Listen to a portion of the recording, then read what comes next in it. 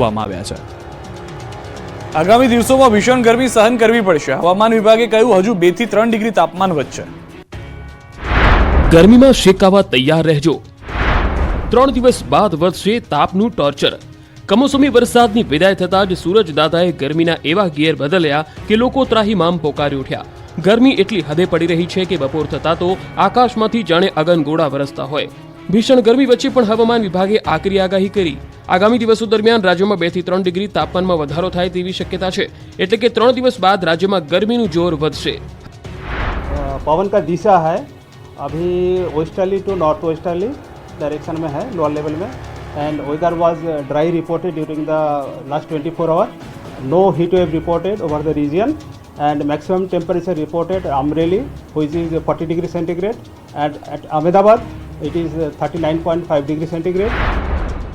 હવામાન વિભાગે જણાવ્યું કે વિન્ડ પેટર્ન બદલાઈ છે, જેની અસર તાપમાન પર જોવા મળે છે, જેથી આગામી દિવસોમાં ગરમીનું પ્રમાણ વધી શકે છે। જો કે હવામાન વિભાગે હમણાં કમોસમી વરસાદની સંભાવના ન હોવાનું જણાવ્યું। ભર ઉનાળે આણંદના ઉમરેઠમાં પાણીનો પોકાર શરૂ થયો। રહીશો પાણી માટે ચળવળતા જોવા મળ્યા। ઉનાળો આવતા જ રાજ્યના કેટલાક વિસ્તારોમાં આવા દ્રશ્યો જાણે કે સામાન્ય બની ગયા છે। કાળઝાળ ગરમી વચ્ચે ઉમરેઠના લોકો પાણી માટે રીતસરના ચળવળતા દેખાતા। ઉમરેઠની રજનીનગર સોસાયટીમાં રેલવે સ્ટેશન વિસ્તારમાં 3 દિવસથી પાણીનો પોકાર ઉઠ્યો છે। એક તરફ કાળઝાળ ગરમી અને બીજી તરફ પાણીની તંગી। પાલિકાની ચારણી માતા કૂવાની મોટર બળી જતા પાણીની સમસ્યા સર્જાય છે। સતત 3 દિવસથી સોસાયટી અને રેલવે સ્ટેશન વિસ્તારમાં પાણી ન મળતા રહીશો ત્રાહિમામ પોકારી ઉઠ્યા છે। પાણી ન આવતા સ્થાનિકોએ પાલિકાનો સંપર્ક કર્યો, ત્યારે ત્યાંથી જાણવા મળ્યું કે મોટર બળી ગઈ હોવાથી પાણી બંધ છે, રિપેરિંગનું કામ ચાલુ છે। સ્થાનિકોની રજૂઆત બાદ ઉમરેઠ રેલવે સ્ટેશન વિસ્તારમાં પાલિકા દ્વારા ટેન્કર દ્વારા પાણી કપાયું હતું, પરંતુ ટેન્કરના દ્રશ્યો જુઓ। પાણી લઈને આવેલું ટેન્કર પણ તકલાદી નીકળ્યું। પાલિકાનું ટેન્કર પણ પાણીનો વેડફાટ કરતું હોય તેવા દ્રશ્યો કેમેરામાં કેદ થયા। ટેન્કરમાંથી પાણી વહી રહ્યું છે, લોકો ઝડપથી પાણી ભરે નહીં તો ટેન્કર ખાલી થઈ જાય તેવી સ્થિતિ દેખાઈ રહી છે। બીજી તરફ તંત્ર કહે છે કે કૂવામાં નવી મોટર ઉતારી કામ ચાલુ કર્યું, એકાદ દિવસમાં પાણીનો પ્રશ્ન હલ થઈ જશે। સુરતમાં કાર્બાઇડ પાવડરથી કેરી પકાવતા વેપારીઓ પર તવાય 50 થી 60 દુકાનોમાં આરોગ્ય વિભાગના દરોડા। ઉનાળામાં કેરી સિઝનની શરૂઆત સાથે જ ફૂડ વિભાગ પણ સતર્ક થયું। સુરત એપીએમસી ફ્રૂટ માર્કેટમાં ભારતના અલગ અલગ ખૂણેથી કેરીઓ વેચાવવા માટે આવવા લાગી છે। કેરીઓ માર્કેટમાં આવતા જ ફૂડ વિભાગ પણ એલર્ટ થયું છે અને કેરીના વિક્રેતાઓને ત્યાં સર્ચ હાથ ધરવામાં આવ્યું હતું। યોગ્ય સુવિધાનો અભાવ હોય તેવા વિક્રેતાઓને ત્યાં દંડાત્મક કાર્યવાહી પણ કરાઈ હતી। સુરત એપીએમસી ફ્રૂટ માર્કેટમાં કેરી આવતા જ કેરી વિક્રેતાઓને ત્યાં દરોડા પાડવામાં આવ્યા। સુરત એપીએમસી માર્કેટમાં આવેલી મહાત્મા ગાંધી ફ્રૂટ માર્કેટમાં દરોડા પાડી કેરીનો જથ્થો તપાસવામાં આવ્યો।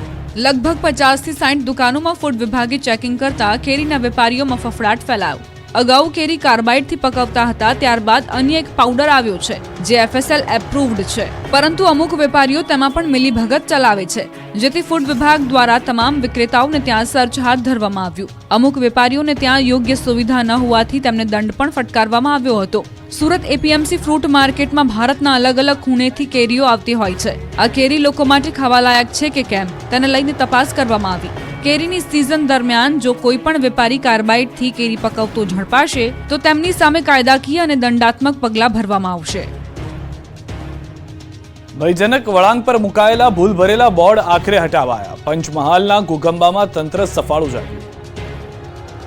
અહેવાલ પ્રસારિત કર્યાના અઠવાડિયા બાદ તંત્ર સફાળું જાગ્યું અને રોડ પાસે ભૂલ ભરેલા લખાણોના બોર્ડ હટાવાયા। આ ઘટના પંચમહાલના ઘોગંબા નજીકની છે। અહીં માર્ગ પર એક ભૂલ ભરેલું બોર્ડ લગાવ્યું હતું। ગતિમાં રહો, સલામત રહો એવા સાઇન બોર્ડ મૂકવામાં આવ્યા હતા। જો કે આ બોર્ડ અંગે હવે તંત્ર જાગ્યું અને બોર્ડ હટાવી દીધા। ભૂલ ભરેલા બોર્ડ હટાવીને હવે નવા બોર્ડ મૂકવામાં આવ્યા, જેમાં લખ્યું છે કે સાવધાન, આગળ વળાંક છે, વાહન ધીમે હાંકો। આ બોર્ડ બદલાવી નાખતા કેટલાય વાહન ચાલકોની મૂંઝવણ દૂર થઈ છે। મહત્વનું છે કે અગાઉ ઘોગંબા કાંટુ મુખ્ય માર્ગ ઉપર ગતિમાં રહો, સલામત રહો એવા સાઇન બોર્ડ મૂકવામાં આવ્યા હતા। તેમાં માર્ગ મકાન વિભાગના જવાબદારોની ગંભીર બેદરકારી જોવા મળી। આ વિસ્તારના માલુ અને આકલવા ગામ પાસે છેલ્લા કેટલાક સમયથી આ બોર્ડ મુકાયા હતા, જેથી વાહન ચાલકો મૂંઝાતા હતા। આ બોર્ડ અકસ્માતને રોકવા નહીં પણ અકસ્માતને આમંત્રણ આપતું હોય તેવું લાગતું હતું। આ અંગે તાજેતરમાં જ ન્યૂઝ 18ને અહેવાલ પ્રસારિત કર્યો, જે બાદ તંત્ર સફાળું જાગ્યું અને તાત્કાલિક સુધારા સાથેના સાઇન બોર્ડ લગાવાયા છે। ભૂલવાળા બોર્ડથી વાહન ચાલકો મૂંઝાતા હતા। હવે સાઇન બોર્ડ બદલાતા વાહન ચાલકો પણ ન્યૂઝ 18નો આભાર માની રહ્યા છે। હાઈટેક સટ્ટાનો પોલીસે પર્દાફાશ કર્યો। સુરતમાં 10 લોકો પકડાયા। સુરત પીસીબી અને એસઓજી પોલીસે ઓનલાઈન ગેમિંગ અને સટ્ટા રેકેટનો પર્દાફાશ કર્યો છે. માર્કેટિંગ ફ્રેન્ચાઇઝીની આડમાં લોકોને બહારથી બોલાવવામાં આવતા હતા અને દુકાનમાં રાખેલા કોઈન મશીનની અંદર વિવિધ ચિત્રો પર લોકોને રકમ મુકાવીને એક વ્યક્તિને વિજેતા જાહેર કરવામાં આવતા હતા. દુકાનની અંદર જુગાર રમાડતા 2 ઓપરેટરો અને જુગાર રમતા 8 વ્યક્તિ સહિત કુલ 10 લોકોની ધરપકડ કરવામાં આવી. પોલીસે કોમ્પ્યુટર સ્કેનર મશીન અને 2 વાહન સહિત કુલ મળીને 2,33,000નો મુદ્દામાલ કબજે કર્યો અને આરોપીઓની વધુ પૂછપરછ હાથ ધરી. મહત્વનું છે કે વર્તમાન સમય ટેકનોલોજીનો છે. ટેકનોલોજીના સમયમાં હવે ક્રાઇમ કરવાની પદ્ધતિ પણ ગુનેગારોએ ટેકનિકલ બનાવી છે. ઓનલાઈન ગેમિંગ અને સટ્ટા રેકેટ પણ હવે અત્યાધુનિક બની રહ્યા છે. સુરત પીસીબી અને એસઓજી પોલીસે બાતમીના આધારે કતારગામ વિસ્તારમાં એક દુકાનમાં દરોડો કર્યો હતો. આ દુકાનમાં એચએસ માર્કેટિંગ ફ્રેન્ચાઇઝીના નામથી લોકોને યાંત્રિક કોઈનની મદદથી જુગાર રમાડવામાં આવતો હતો. વ્યક્તિ એક કોઈનનું રોકાણ કરે અને ત્યારબાદ જો તે વિજેતા થાય તો તેને એક કોઈનના બદલામાં 9 કોઈન આપવામાં આવતા હતા. આ મામલે પોલીસે 10 લોકોને સકંજામાં લીધા અને 2ને વોન્ટેડ જાહેર કર્યા. ઉનાળો આવતા જ લીંબુના ભાવમાં તોતિંગ વધારો થયો. 3 ગણા ભાવ થતા લોકોને લીંબુ વધુ ખાટા લાગ્યા. સુરેન્દ્રનગર જિલ્લામાં લીંબુના ભાવમાં ધરખમ વધારો થતા લોકોની મુશ્કેલી વધી. એક સમયે 1 કિલો લીંબુના ભાવ 50 થી 60 રૂપિયા હતા, પરંતુ હાલમાં અહીંયા લીંબુનો ભાવ 170 થી 200 રૂપિયા સુધી પહોંચી ગયો. ઉનાળો આવતા જ લીંબુના ભાવમાં 3 ગણો વધારો થયો. બીજી તરફ લીંબુની આવકમાં પણ નોંધપાત્ર ઘટાડો જોવા મળ્યો. લીંબુની આવક 50% સુધી ઘટી ગઈ. વઢવાણ માર્કેટિંગ યાર્ડમાં હાલ દૈનિક 50 મણ જેટલી લીંબુની આવક નોંધાઈ રહી છે. અગાઉ દરરોજ 100 મણથી વધુ લીંબુની આવક હતી. લીંબુની આવક ઓછી થતાં તેની સીધી અસર ભાવ વધારા પર જોવા મળી રહી છે. અગાઉ માવઠાના કારણે લીંબુના પાકને માઠી અસર થઈ, જેથી લીંબુના ઉત્પાદનમાં મોટો ઘટાડો નોંધાયો છે. લીંબુનું ઉત્પાદન ઓછું થતાં હાલમાં ભાવ આસમાને પહોંચી ગયા. લીંબુનું ઉત્પાદન ઘટતા હાલ માર્કેટિંગ યાર્ડમાં લીંબુની આવકમાં 50% જેટલો ઘટાડો નોંધાયો છે, જેના કારણે ભાવમાં સતત વધારો થઈ રહ્યો છે. હાલ ધૂમધકતો તાપ પડી રહ્યો છે, ત્યારે ગરમીથી બચવા લોકો લીંબુ પાણી પીતા હોય છે, પરંતુ લોકોને હાલ તડકાથી પણ વધારે લીંબુના ભાવ દજાડી રહ્યા છે. ડોલર સામે રૂપિયો ગગડતા અલંગનો શિપ બ્રેકિંગ ઉદ્યોગ મંદીમાં સપડાયો. જહાજોની સંખ્યામાં ઘટાડો થયો. ભાવનગરના અલંગ શિપ યાર્ડના વેપારીઓ માટે એક સાધો ત્યાં 13 તૂટે જેવી સ્થિતિ સર્જાઈ છે. અલંગ શિપ બ્રેકિંગ ઉદ્યોગ ફરીવાર મંદીમાં સપડાયો છે. ડોલર સામે રૂપિયો ગગડતા તેમજ ઇઝરાયલ ઈરાન વચ્ચે યુદ્ધની અસર અલંગ શિપ બ્રેકિંગ ઉદ્યોગ પર પડી છે. અહીંના ઉદ્યોગને લાંબા સમયથી એક પછી એક પ્રશ્નોનો સામનો કરવો પડી રહ્યો છે. એકદમ નિરાશાજનક પરિસ્થિતિ વચ્ચે જૂન મહિનામાં અલંગ ખાતે જહાજ આવે તેવો સળવળાટ કેશ બાયરો સમક્ષ જોવા મળી રહ્યો છે.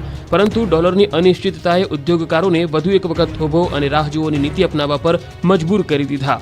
સ્થાનિક સ્ક્રેપ માર્કેટ પણ શિપ બ્રેકિંગ ઉદ્યોગને પરસેવો કરાવી રહી છે. કેન્દ્ર અને રાજ્ય સરકારે શક્યતઃ તમામ સહાયતા શિપ રિસાયકલિંગ ઉદ્યોગને કરી હોવા છતાં આંતરરાષ્ટ્રીય પરિબળો આ ઉદ્યોગની ગાડી પાટે ચડવા દેતી નથી. અનેક પ્રશ્નોથી ઘેરાયેલ અલંગ યાર્ડ માટે એક સાધો ત્યાં 13 તૂટે તેવી સ્થિતિ સર્જાઈ છે. જો કે આંતરરાષ્ટ્રીય શિપિંગ જાયન્ટ એમએસસી દ્વારા તેઓના જૂના 45 જહાજો આ વર્ષ દરમિયાન ભંગાણ અર્થે વેચવા માટે મોકલવાની યોજના છે અને તેના માટે દસ્તાવેજીકરણ, સંભવિત જહાજોની યાદી સહિતની હિલચાલ કેશ બાયરોમાં પણ ચાલી રહી છે. પણ ડોલર સામે રૂપિયો ગગડતા અને હાલની વૈશ્વિક સ્થિતિને જોતા વધુ રાહ જોવી પડી શકે છે. અંતરિયાળ વિસ્તારની એક એવી સ્કૂલ જેમાં બાળકો શાળા વગર જ અભ્યાસ કરે છે, કેમ કે શાળામાં ઓરડા જ નથી. પંચમહાલ જિલ્લાના ઘોઘંબા તાલુકાના છેવાડે આવેલા ખાનપાટલા ગામમાં શાળા વગર બાળકો અભ્યાસ કરવા મજબૂર બન્યા. ગામમાં પ્રાથમિક શાળા તો છે પણ ઓરડા જ નથી. શાળામાં ધોરણ 1 થી 8ના 435 બાળકો અભ્યાસ કરે છે, પણ તેમને બેસાડવા માટે છત ન હોવાથી બાજુમાં આવેલા રહેણાંક મકાન, ગ્રામ પંચાયત અને સમાજની વાડીમાં શાળા ચાલી રહી છે. ગ્રામજનોએ ખેલદિલી બતાવી અગવડતા પડતી હોવા છતાં પોતાના ઘરમાં શાળા ચલાવવાની મંજૂરી આપી છે. જો કે ધોરણ 6 અને 7માં વધારે વિદ્યાર્થીઓ હોવાથી એક રૂમમાં બેસી નથી શકતા, ત્યારે બાળકોને વૃક્ષ નીચે બેસીને અભ્યાસ કરાવવો પડે છે. આ ગામની પ્રાથમિક શાળાના 5 ઓરડાઓ જર્જરિત થતા તેને તોડી પાડ્યા હતા. નવી શાળા માટે પાયા તો નખાયા, પણ છેલ્લા 1.5 વર્ષથી ઓરડા નથી બન્યા. કોન્ટ્રાક્ટરે નવા ઓરડા માટે પાયાનું કામ કરી નાખ્યું છે, પણ કયા કારણોસર ઓરડાનું નિર્માણ નથી કરાયું તે ગ્રામજનો નથી જાણતા. સ્થાનિકોનું કહેવું છે કે તેઓ ગાંધીનગર સુધી રજૂઆત કરી ચૂક્યા છે, પણ શાળાના ઓરડાની કામગીરી નથી થઈ રહી. ત્યારે રોષે ભરાયેલા લોકોએ નવી શાળા ન બને તો ધરણા પ્રદર્શન અને ચૂંટણી બહિષ્કાર સુધીની ચીમકી આપી છે.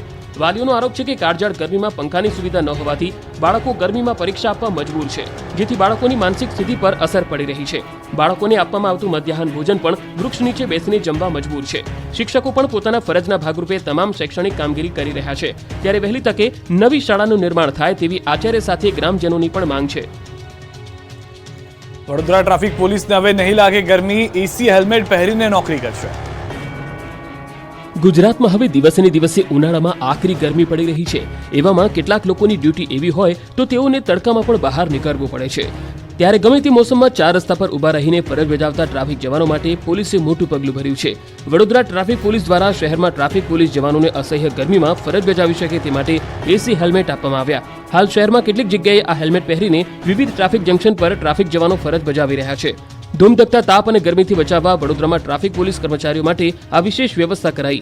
ઉનાળામાં ટ્રાફિક પોલીસ કર્મચારીઓની ક્ષમતા વધારવા એસીવાળા હેલ્મેટનું વિતરણ કરવામાં આવ્યું. વડોદરા પોલીસે ખાનગી સંસ્થાની મદદથી 500થી વધુ જવાનોને એસીવાળા હેલ્મેટ ફાળવ્યા છે. આ હેલ્મેટને એક વખત ચાર્જ કર્યા પછી લગભગ 7 થી 8 કલાક ઠંડક પૂરી પાડે છે.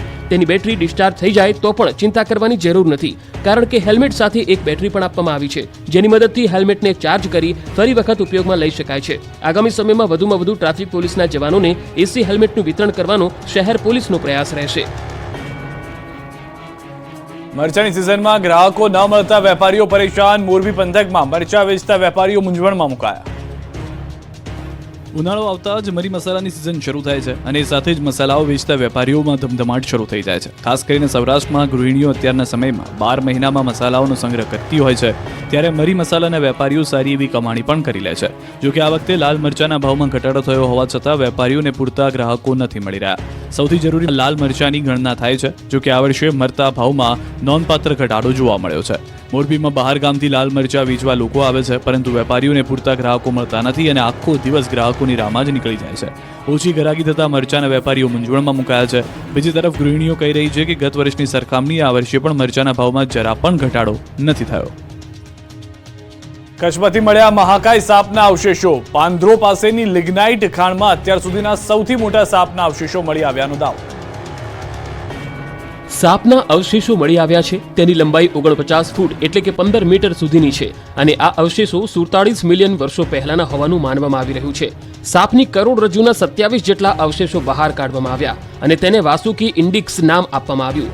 ઓડિશાની રૂરકી આઈઆઈટીના 2 નિષ્ણાત સંશોધકો દ્વારા કચ્છના પાંદરોમાં લિગ્નાઇટ ખાણમાંથી વાસુકીના અવશેષો મળ્યા હોવાનું જાહેર કરતું એક સંશોધન સાયન્સ જનરલ સાયન્ટિફિક રિપોર્ટ્સમાં પ્રગટ કરવામાં આવતા સમગ્ર વિશ્વનું આ બાબતે ધ્યાન ખેંચાયું છે. આ બંને પેલિયોન્ટોલોજિસ્ટ ભૂતકાળમાં નામશેષ થઈ ગયેલી સજીવ સૃષ્ટિના અશ્મિઓને ખોદકામ કરીને શોધી તેનું વૈજ્ઞાનિક ઢબે પરીક્ષણ કરી લાખો કરોડો વર્ષ પૂર્વે કેવા પ્રકારની સજીવ સૃષ્ટિ વિકસેલી હશે તેનો અભ્યાસ કરે છે. આ અંગે કચ્છ યુનિવર્સિટીના અર્થ એન્ડ એન્વાયરમેન્ટ સાયન્સ વિભાગના હેડ ડોક્ટર સુભાષ ભંડારીએ જણાવ્યું કે વર્ષ 2005માં દેવાજીત દત્તા અને સુનિલ બાજપાઈને કચ્છના પાનધ્રો લિગ્નાઇટ ખાણમાંથી તેમને વાસુકી નાગના 27 જેટલા અવશેષ કરોડરજ્જુના મળી આવ્યા છે. આ અવશેષોનો વૈજ્ઞાનિક અભ્યાસ કરતા તેઓ એ તારણ પર આવ્યા છે કે આ અવશેષો અંદાજે 47 મિલિયન વર્ષ અગાઉ પૃથ્વી પર વિચરતા મહાકાય વાસુકી સાપના હોવાનું સામે આવ્યું છે. વાસુકી સાપ કદમાં એટલું મોટું છે કે તે વર્ષ 2009માં કોલંબિયામાં કોલસાની ખાણમાંથી મળી આવેલા ટિટનોબોઆ નામના બીજા વિશાળ ઐતિહાસિક સાપને ટક્કર આપે છે. દ્વારકામાં ઠાકોરજીનો લગ્નોત્સવ યોજાયો. વિવાહ ઉત્સવમાં ભક્તોનું ઘોડાપૂર ઉમટ્યું. દેવભૂમિ દ્વારકા ખાતે દ્વારકાધીશ અને રૂક્ષ્મણીજીના વિવાહ ઉત્સવની ધામધૂમપૂર્વક ઉજવણી કરવામાં આવી, જેમાં હજારોની સંખ્યામાં શ્રદ્ધાળુઓએ લહાવો લીધો હતો.